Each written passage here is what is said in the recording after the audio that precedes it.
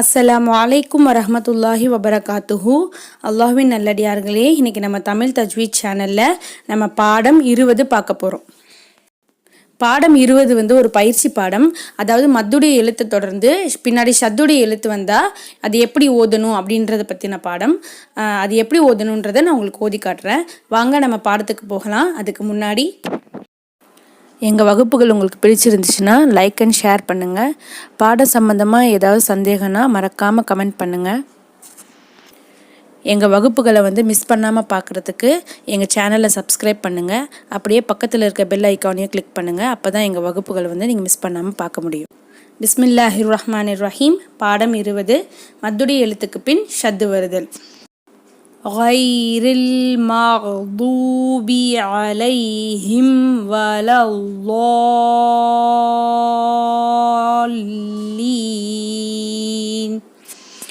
பெரிய மத்து வந்திருக்கு, 7 அலிஃப்க்கு நீட்டி ஓதணும். غير المغضوب عليهم ولا الضالين.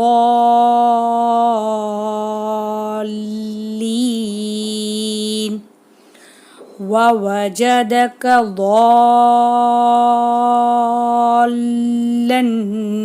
فهدى.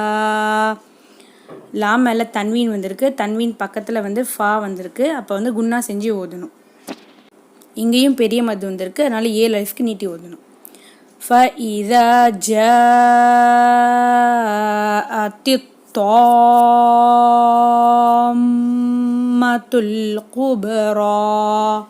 மீம் மேலே ஷத்து வந்திருக்கு, அப்போ அது குன்னா செஞ்சு ஓதணும். பா கல்கலா எடுத்து அசைச்சு உச்சரிக்கணும்.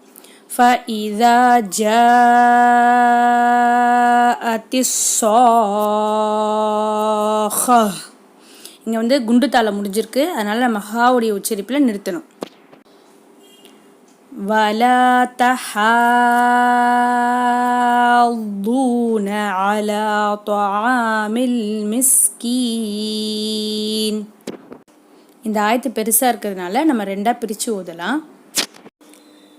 وإذا رأوهم قالوا إن هؤلاء لضالون.